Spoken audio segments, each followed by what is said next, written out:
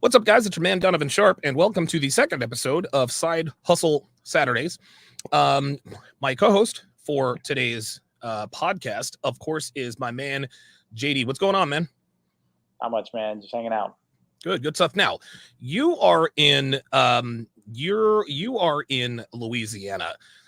Tell my audience what the temperature is there right now. Right now, it is 71 degrees. And this is why I secretly hate JD, because it's 71 degrees where he is at. It's not 71 degrees where I'm at. So, and it's funny, a running joke that I have with my audience is that, especially the guys who watch me in Arizona, they're always they're very studious with the way they say, hey, it's 64 degrees here in Arizona. It's sunny and 75. I'm like, okay, motherfuckers, like, are you trying to get banned? So listen, good for you for being smart enough to move to now personally, I'm never going to live after we leave here. I'm never going to live east of the Mississippi or south of the Mason-Dixon line. So for me, it's West Coast all the way, but it's good that you're down there, man. Dude, it is I've lived in a number of different places, and it's very different. You know, it's very different from the West Coast side. Yeah. Even just like on black and white thing, it's we may as well be from almost like different countries. You know, it'd be like living next to someone that just came from somewhere totally like foreign, and it's crazy because a lot of my friends, but even then, it's just like culturally, like traditions, foods, words, attitudes about how to live life. You know, just like just like if you were to go to Mexico or Canada or something, and so that part is kind of a trip. Guys, be sure to put your questions in the chat. Any questions you have for JD? I don't know about any of this stuff. I know a little bit about a little bit, but JD's the expert here. That's why he's here. So today what we're going to be talking about here today, man, is how not to get scammed doing side hustles. Now, last week we did sort of an introductory podcast. Hey, if you're thinking about starting a side hustle to maybe grow it to a point to where it replaces your annual income, then go for it. But something a lot of guys don't really think about, at least in the beginning, is the likelihood that they will get scammed. In other words, I don't know, counterfeit money. I don't know if you've ever had experience with that. Crappy products, etc., etc. So give me sort of your opening salvo in terms of getting, potentially getting ripped off. Number one. Number two, has it ever happened to you? I would say the biggest, like, you have to come into this with some street smarts, and if you're the kind of person who really, and I identify with this. If you're the kind of person who thinks the best in people, and you think that you don't do wrong stuff, so you're just assuming that other people aren't. Yeah. You can get yourself in trouble. Right. And I think when I started this, I had just enough world experience to know that, like, okay, you have to go based on the feel that people are giving you. Right. And people tell you long in advance that they're up to something. It's kind of like they like have to reveal themselves. Yeah. You know what I mean? Yeah. And they can't help. It's up to you. You have like the last rights of refusal to believe them. Okay. What are some of the, so you say that, and this is actually a really good topic, to be honest with you. What are some of the early signs? What are some of the tells? What are some of the early signs that guys in the side hustle game need to look for in terms of recognizing people who are trying to rip them off? So I'll give you some examples that might help better. Okay. I was down in New Orleans one day grabbing phones. Okay. And this guy had 2 phones posted, which is not necessarily a red flag. Okay. The price was good. Okay. Which is, again, not necessarily a red flag in itself, but I work out a deal with them, and I think this was on OfferUp at the time. Okay. And I said, hey man, I'm gonna go meet you over here. You know, what's your number so I can give you a call when I'm on the way? Okay. And he was like, okay. He said, he goes, I'm not gonna give you my number. Okay. Not Whoa. necessarily not a red flag, but definitely like a warning sign. Okay. Okay. And then I said, okay, all right, well, I'll meet you at this location. And he said something like, no, I can't meet there. I don't have a car. It's like, okay, Oh boy. another warning sign. Yep. And, so it's like you just almost have this point system where it adds up to a potential problem. Yeah. And so he didn't want to give me his number. He doesn't have a car. Okay. Again, not exactly a deal killer because some people don't have cars. Okay. And some people they don't want to just give out their number to the Sure. internet. Right? That's Sure. fine. That's fine. And Right. so then I'm like, okay. So then I start. If they don't want to give that, then it's like I'm gonna get something. And so on phones, they have something called an IMEI. Which, Oh yeah, kind the of IMEI like a serial number. Yeah. And so I was like, okay, well, just send me the IMEI and we'll go from there. And so then he's like, no, I'm not going to see the IMEI. Oh Jesus fucking Christ. And I think he also like didn't have a picture, right? So it's like, Oh good God. Yeah. right. So it's like I'm telling you this, and you should know this that you're fine. But it's like you add up all those things, and a lot of people would still go because they're like, oh, but I'm going to make $100 or $200 or what? I don't remember exactly what it Sure. was. But this was like a year and a half ago, and it was maybe iPhone 11s for $300 a piece, which at the time was like, That's wow, really it's good. fantastic. Yeah. Yeah. So that's an example of like how that would look.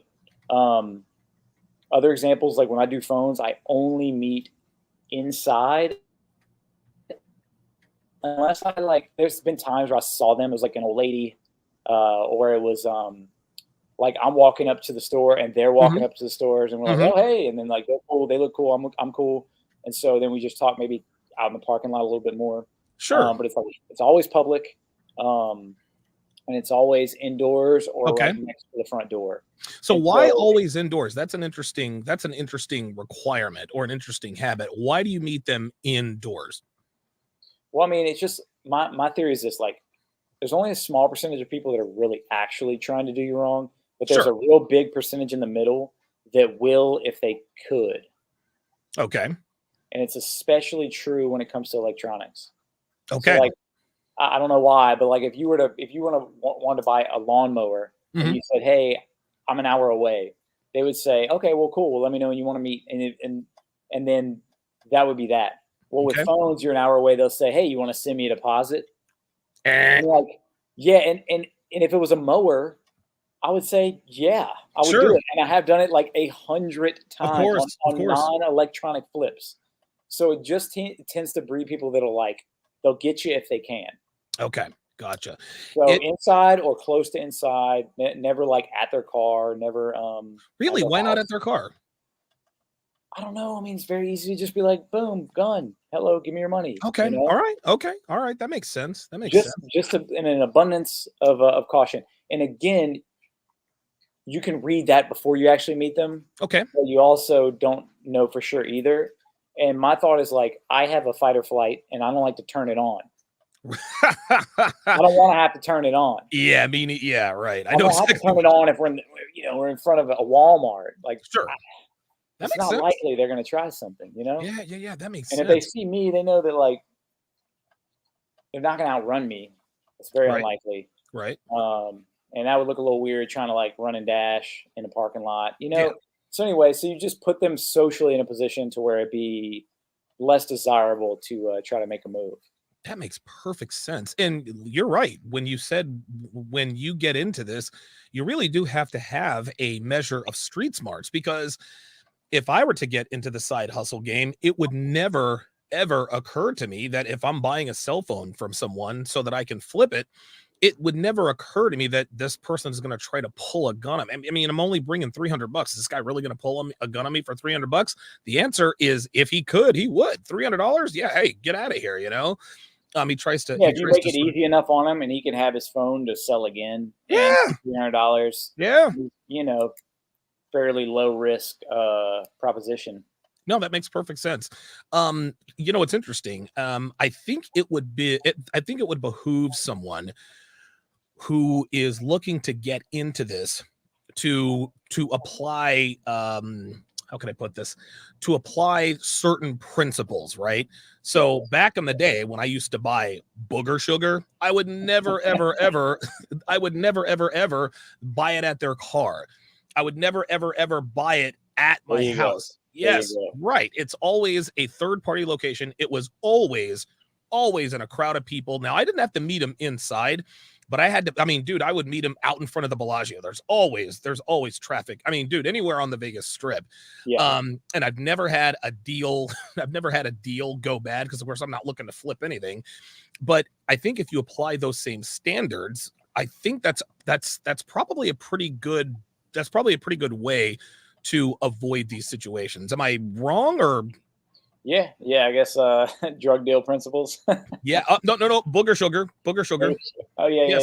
Yes. Sugar. Yeah, it's a focusing mechanism used in party situations. That's awesome. There we go. Party situation. Something else you said. Now, so let's go back to that one example that you gave. On their face individually. Okay, so the person doesn't want to give you their phone number. No problem. If the guy has a car, if he sends you the IMEI number, okay, chances are that's going to be a really good deal. Yep. If he doesn't have a car, but he has a picture and he sends you the IMEI, you can still make the deal because you know what the phone looks like. You know the phone's legit with the IMEI. Yep. It's the same thing with the picture. To me, not having a picture of your product, I think that's the biggest red flag. Well, that's got to be the biggest red flag for me because people make decisions based almost solely on the way something looks. If I can't see that it doesn't have any scratches or dents or breaks, how can I negotiate in good faith? So of those three things, not having a phone not wanting to give his phone number, not giving you the IMEI number, and not having a car, which do you think is the biggest, and not having a picture, which is the biggest, let's call it, not really a red flag, but sort of the biggest upfront warning that you can think of? What's the biggest deterrent that would make you say, okay, this might not be going the way it's supposed to go? The conversation ends up getting like combative. Like, why are you asking me for that? Gotcha. Sometimes it's a thing. Okay, it's like, is this story believable? Right. And why get an attitude? Like, why would you question me about wanting something to make me feel better that this deal is legit? There's no reason for anyone to have a problem with you sending it. You don't have a car. You don't have a picture of it. You don't want to give me your phone number. Just like you said, I got to have something. You have to invest something. I'm not going to meet you somewhere if I don't know what the thing looks like. You can't give me the IMEI number. Yeah. So, because as you're listening to this, I'm off. I'm like, yeah, individually, none of those are really a problem. Right. But there are levels of like, okay, let's say that he has a car. Mm-hmm. And there is a picture, but it's a decent enough drive. Like, I don't have to have the IMEI. Okay. It's like, if the deal's really good, I don't need the IMEI as much, right? Sure. And if the deal is close, then I do, because it's like I'm going to drive, let's say, a half an hour, and then I get there and it's something different, and I'm having to now renegotiate with a person that's like, no, you said it was this price, and so the picture is one of the bigger red flags because it can cause, like, they'll say I have an 11 Pro. Okay. And it'll show a picture of an 11 Pro. Of an 11 Pro. But you get there and it's an 11 regular. Which God damn. Which the retail price is $400 difference up front. Yeah. And then the depreciation schedule on that is like drastically faster. Sure. And so I've had that happen. Because you're just like, especially when you're in flow and you're working on multiple deals. Yeah. And when you're working on multiple deals, you might just be like, okay, cool, I'm going to get this one, then I'm going to get that one. And then you get there and you realize, like, damn it, it's an 11 regular, that's whatever, $100 cheaper or $150 cheaper. And so, you go from, let's say you had offered him $350 and now you have an offer him $200. Oh, he's not going to he's just not going to do it. Yeah, he's not ready to hear that much lower, even though that might be the end price that he actually ends up getting. Right. It's amazing to me how often, I mean, and just like you said, just to be clear here, it's a very small percentage of people who are not out to screw you over. But you said there's a large enough percentage of people who would if they could. If the opportunity presented itself and the environment is right, then they'll say, okay, I can get over on this guy, even though I didn't set out to. I might be able to make 50 extra bucks by doing X, Y, or Z. So in situations like those, how often does it happen where what you see in the picture is not what you see when you actually get there? Does that happen often, or is that something that's rare? Pretty often. Wow. With phones, pretty often. Like the other day, again, I miss stuff. My detail sometimes isn't the best. Sure. And a guy had come. He had drove in. This is a weird situation, but he drove an hour. He gets there. I'm like 2 minutes from my house, so it's not a big deal. I get there and he goes, "Man, I need the money for my kid's dental surgery, but I had a friend just hit me up saying he would loan me the money. I'm sorry, but I'll call you back." And I'm thinking, in my head, okay, that'll never happen. No big deal. Sure. And so then he calls me the next day and says, "Okay, I can do it." Again, meets me in a convenient location just near where I was at the time. Yeah. But I had to get that phone, and then I had to jet out to go somewhere else. And I missed he sold it to me as like good to go, all that. I missed a tiny crack on the back. And it's like, most people are not gonna miss that. So I can't relist it as no crack, because then I'm gonna waste a lot of time filtering through people that are like, hey, but it has a crack. And oh man. And so so that kind of thing happens. You got to look at charging port, because you can wirelessly charge this. They can show up with a charged phone that the charging port's out on, but that's not expensive, But they're not going to tell you that. They know that. Like, here's the thing: when I sell something, because it's a business, if there's a problem, I have to fix it. I mean, I guess I don't have to, but I fix it. I will either fix it or buy it back from them. Okay. And if I know it's a pain for them, I'll even give them money on top of that, because there you go. It's a small enough city to where, like, you shouldn't do it anyway. But it's like a small enough city to where you can put yourself in danger by like screwing random people over, and then they sue you. Yeah, absolutely. Yeah, right. Yeah, New Orleans is not a highly populated city at all, man. It's really I'm actually, I'm in Baton Rouge, which is a couple 100,000. Okay. New Orleans, though, is actually like close to 1 million, believe it or not. Yeah, that's still not very big, though. Yeah, it's space-wise, it's very small. Yeah. Oh, okay. So it's very densely populated, I suppose. Oh yeah. If you look it up on a map, it's the river kind of cuts the city off, so it's like a U shape. Wow. Okay. But anyway, so when I sell it, I back the product. But if you buy a product, especially a phone, you will never get your money back. You will never get a single dollar back ever on a deal, even if it's like you gave them too much money on accident.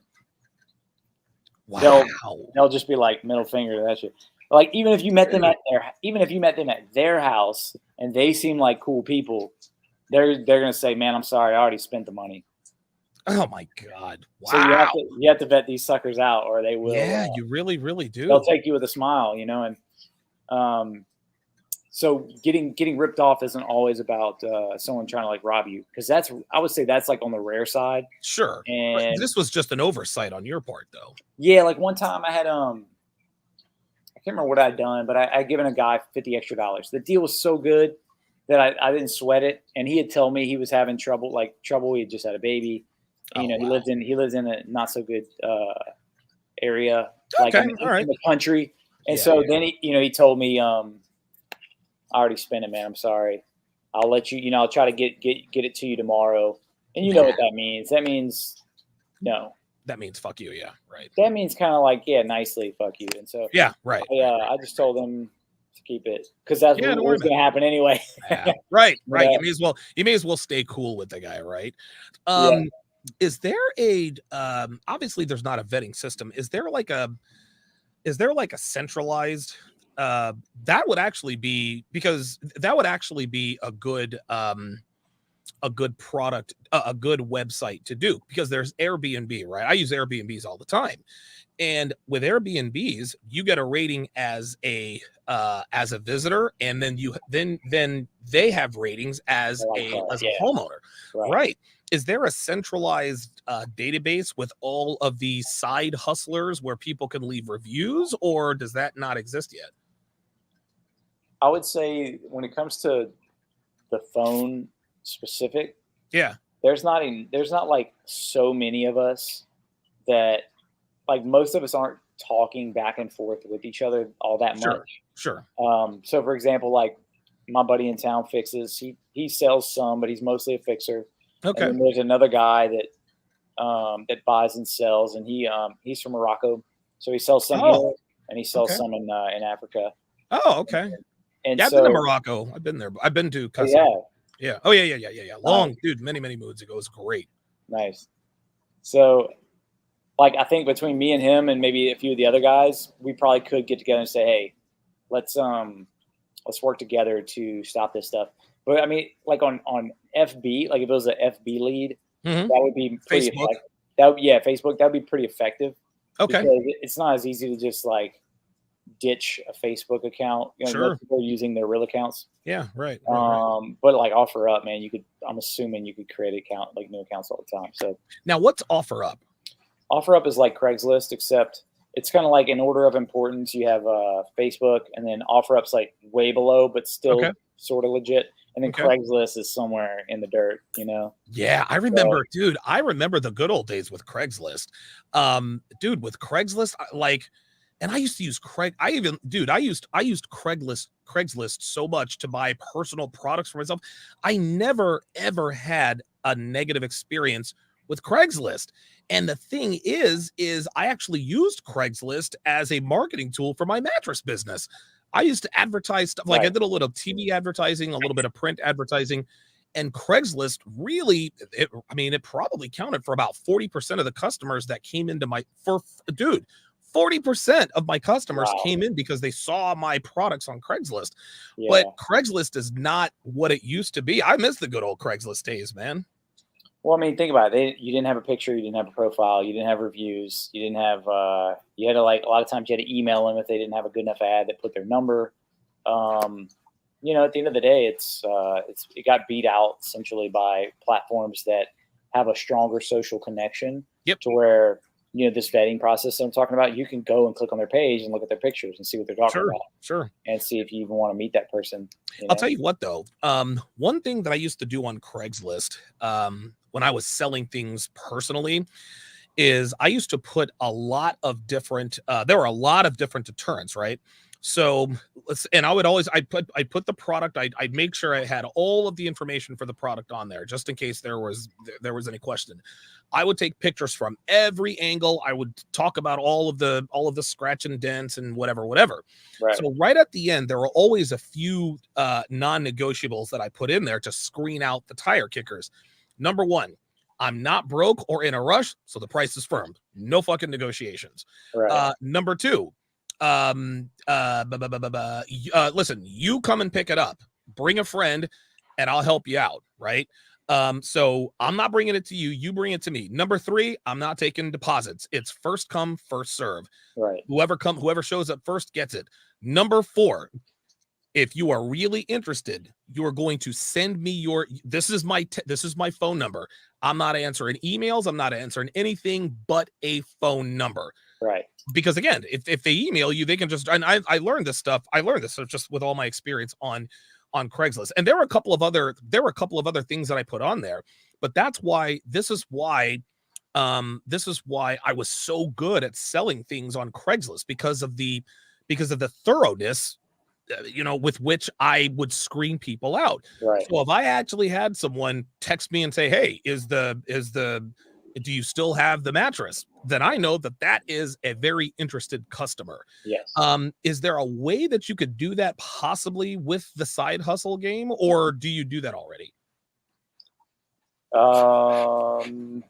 When I list phones for sale, yeah, I put stuff like I'll put stuff like about where our store's at. Like, our store is off of Airline and Corsi, which is where it was, not anymore. I'll put that I warranty the phone against any defects not mentioned here. So it's kind of like Wow. it's very You're too clear. good for listen, I'm gonna tell you right now, you're too like you are every side hustler's dream because I can't imagine that most people who do what you do with all this flipping stuff works with this kind of thoroughness and integrity. Am I wrong, or am I underestimating the pool of people? Yeah, I'm not sure. You know, I haven't worked hand in hand with other flippers in other cities doing this business. Okay. I would say that some do, Okay. um, but I don't know. I don't know. Probably not many. You know, to be fair, Sure. Sure. um, I just know that like I know how bad it feels when I miss something Sure. and Sure. they're like kiss my ass. Yeah. And Right. so Right. Right. if Right. I miss something, then it's like it's not gonna go down like that. Sure. And I don't miss a lot, but I have before. And Sure. so Right. You're human. yeah, yeah. So it's just the right thing to do. And like for a long time, I only bought and sold products online, Okay. and so I take it seriously that I'm like benefiting my community by doing what I'm doing. Right, I'm Wow. providing a safe Wow. experience, Sure. providing good experience, and I'm providing a reliable experience. And so, yeah, in a world where that doesn't exist, that is my value add to my community. Of So course. yeah, And because of the value that you add, my guess is that when you put something up for sale, you probably get like when people, hey, listen, I'm going to warrant, the warranty against anything that I miss that's not listed here. That gives a lot of buyer confidence. And so my guess is that from the time you post the item for sale to the time you actually get people interested, it's probably a lot shorter than it would be if you did things otherwise. yeah, I would imagine so. Wow, man. Like you are People trying to like you negotiate. work with integrity. Yeah, I'm sorry, say that again. I get a lot less people trying to negotiate than Good. I probably would Good. otherwise. Well, I've measured it. You know, I get a lot less people trying to bug me about price Okay. whenever I put that stuff in the listing. Hmm. So yeah, and Okay. it allows me to, you know, it's kind of like I do a listing, I put all that stuff, but I also put, hey, I buy phones as well. Like, what do you have? Do you want to trade? And so I'm able to generate Ah, more leads from that wow. too as well. Yeah, Wow. Wow. And the thing here about this, JD, is that the way like if I were someone who was interested in flipping, I would want to do things exactly the way you do because to me, working that way increases your odds of success. This is and it's always the little things. See, this is the reason why you have never been robbed or stuck up. Okay, you missed $50, but that was on you. Okay, you missed a crack, that was on you as well. yep, But I can't, I mean, I don't know if you've ever been intentionally screwed over by another customer or by a customer or somebody selling you something simply because of the parameters you have in place, number one, and the yeah. integrity with which you move through the deal. Yeah, I mean, I've gotten to the place and I've had to like back out of a deal. Like, and you know, to sound obvious, but dude, people will do this. One Okay. time I driven to a city about 40 minutes from me. Okay. Again, a really good deal. And Mhm. when I'm driving that far, I try to double book something, Okay. Oh, and wow. just to make Wow. sure that, you know, just to make sure that like if You one get goes something bad, for the other one driving. happens, and if they Yeah. both Yeah. go Yeah. Yeah. good, then it's like home run. Okay. And I get to this convenience store to meet a guy, and he he I'm like, hey, I'm inside, like just, you know, meet me in here. He's like, man, I'm not going inside. He's like, I can meet you in your car. Whoa. And I'm just like, no, I'm not doing that, you know. No. But you know, let's say to make $300, most people might be like, damn it, okay, fine, like meet me in my car. Yeah, And but then, that's what you know, gets then you. he's Yeah. got you, right? Yeah. Right. And he could have just be like, some people get offended. They think that you're saying that they're a bad person. And I had a guy almost not sell me phones who has since sold me like 3 or 4 phones or more since then. Okay. Always like not like crazy good deals, but you know, good enough deals to where I can eat. Okay. And the first time he's like, dude, I'm not a bad guy. Like, why are you getting me to do Right. this? Right. Right. And Right. I'm Right. just like, look, man, I do this for my protection and yours, and it's just the rules I have to stick to. And so, Okay. Okay. but anyway, yeah, meeting, you know, I want to meet you in your car. Another time, like people I guess this works on some people, but this guy was like sending me the money. Like, I got the money right here to buy your phone. Like, what's up?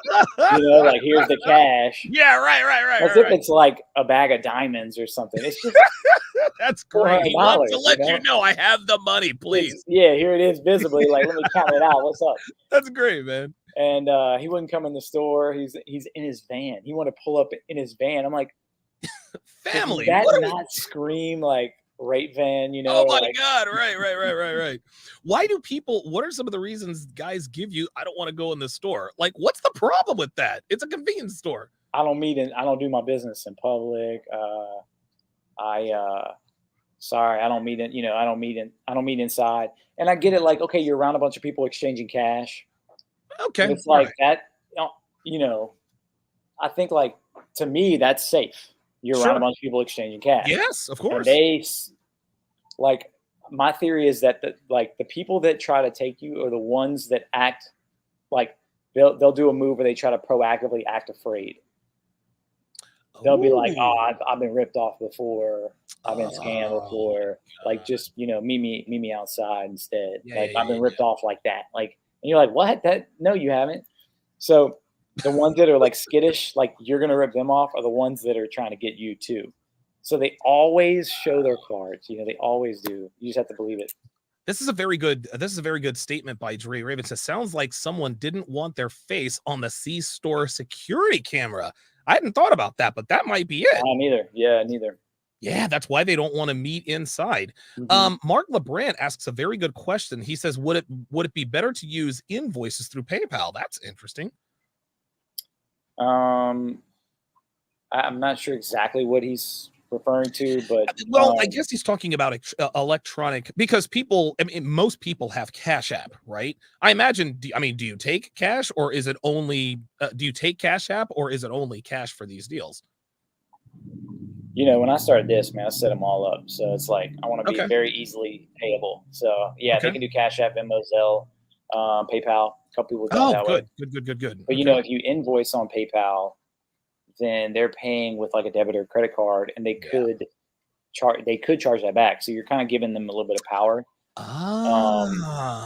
There was a brief period this summer where I thought I had just arrived, and there's a lot of people on Facebook Marketplace listing phones for sale, but they're shipping them. So they'll do local meetup, or they'll ship, or they'll click ship only. They don't want to meet people, right? And sometimes that's genuinely the case. In the minority of cases, that is really the case.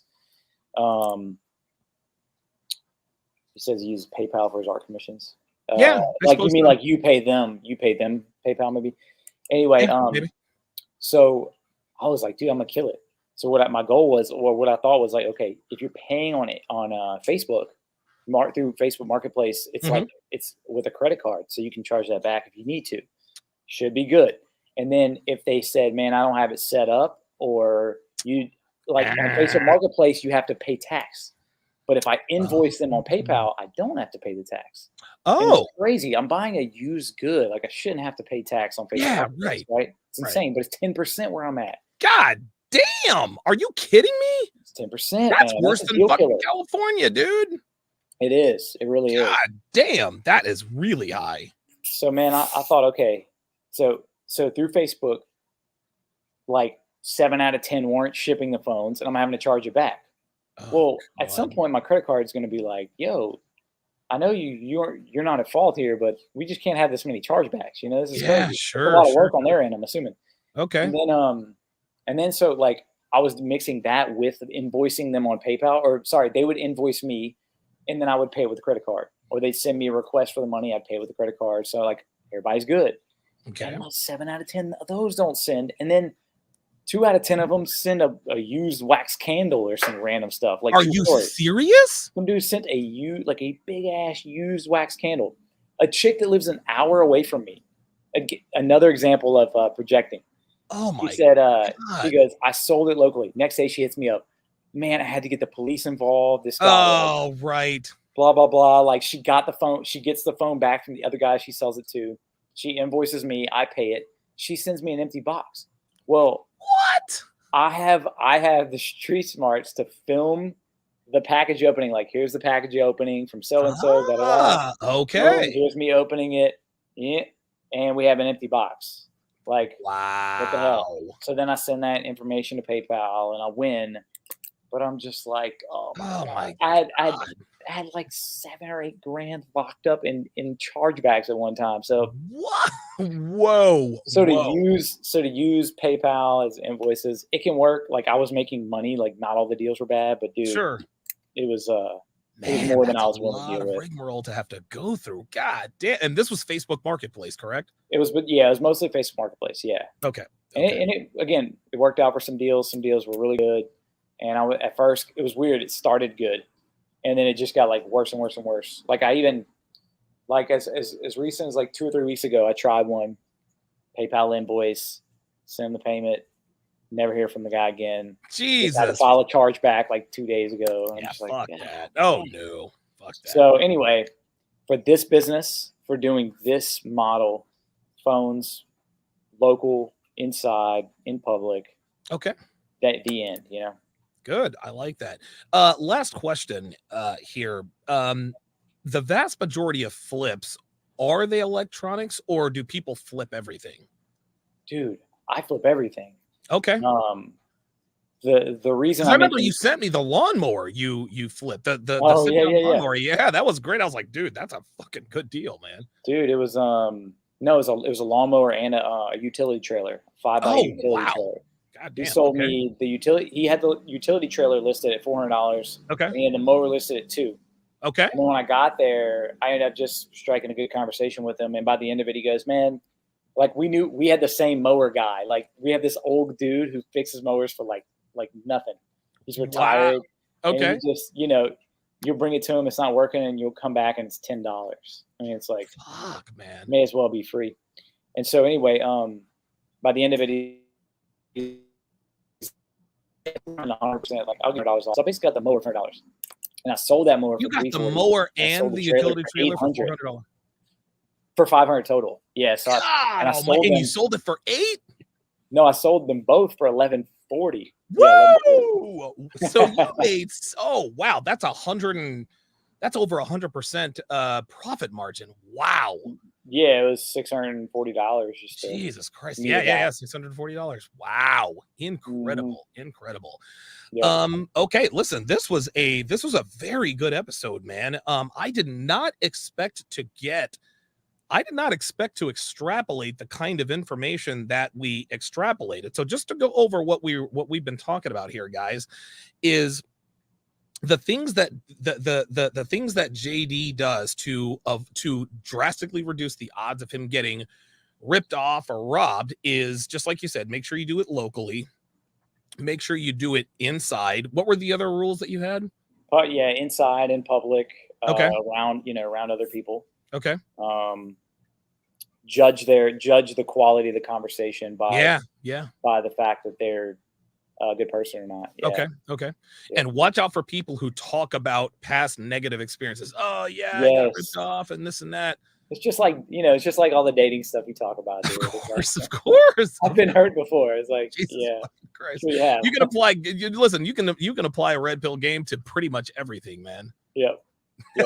Totally. Listen. I don't know. We didn't mention. For anybody listening that's interested, join yourself on Smart. Yes. Where can they find Where can they find everything to get a hold of you? So, yeah, whenever people add themselves to my group, I send them a welcome message personally. Okay. So basically, they'll find me on, just add yourself on Smart Flippers. I'll get you in the group, and I'll send you a welcome message, and so just look out for that. Okay. And that's really it. Smart Flippers, good stuff. Yep. Listen, man, thank you very much for this. This was a lot of fun. I learned a lot more than I thought I would, incidentally enough. But what it comes down to, man, you have to have street smarts when you're doing this stuff. You can't just be showing up and thinking the best of people, but that doesn't mean that you can't move and operate with a little bit of integrity.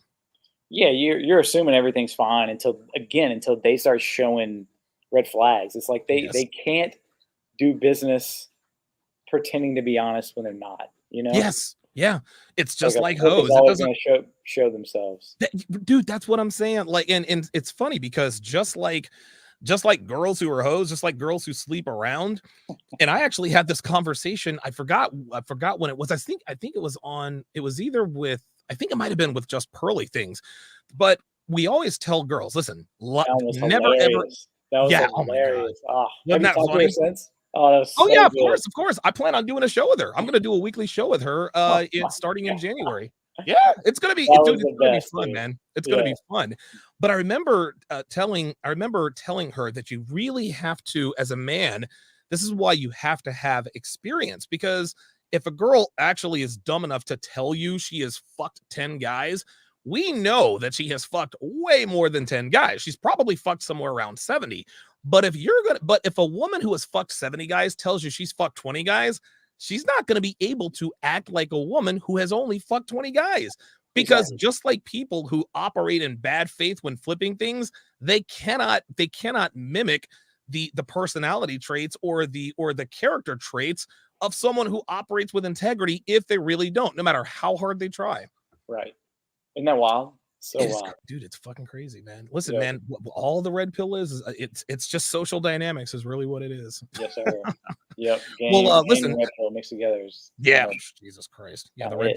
the red pill conquers all. Yep. Jeff, appreciate the knowledge, man. We'll see you next week. All right. See you, man. That's gonna